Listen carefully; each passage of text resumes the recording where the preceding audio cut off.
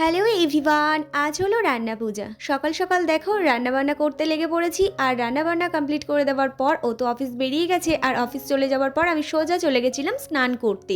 স্নান করে এখন চলে এসেছি ঠাকুর ঘরে। উপরের ঘর থেকে শুরু করে নিচের ঘর, বারান্দা, এমনকি রান্নাঘর পর্যন্ত একেবারেই ডিপ ক্লিন করা হয়ে গেছে। শুধুমাত্র ঠাকুর ঘরটাই পরিষ্কার করতেই বাকি ছিল। তাই ঠাকুর ঘরটা বেশ ভালো করে পরিষ্কার করে নিলাম। তো তারপর ঠাকুরের পুজো দিয়ে ঠাকুর ঘরের পর্দাটাও দিয়ে দিয়েছি। আর সন্ধেবেলায় রান্না শুরু হওয়ার আগেই হবে মনসা পূজা। তো সেজন্য এখানে 5 রকমের ফল রয়েছে। 5 রকমের ফল ধুয়ে ঠাকুর ঘরে ঢেকে রেখে দিয়েছি। তারপর এখন আমি চলে এসেছি পুঁইশাক কাটতে। আর এই পুঁইশাকটা না আমাদের এই কলতলা চালে থেকে একেবারে নিচের দিকে ঝুলেছিল, তাই টুক করে কেটেও নিয়েছি। সন্ধেবেলাতে হবেই 7 রকমের ভাজা। এই যে এখানে তার সবজিগুলো রেডি করা হয়েছে। আমি সমস্ত সবজিগুলো ঝুড়ির মধ্যে ভরে নিয়েছি। এবার একসাথে ধুয়ে রেখে দেব। আর এখানে যে উনুনে মায়ের রান্নাটা হবে সেই উনুনটা এখন ল্যাপা হচ্ছে। তো চলো টাটা।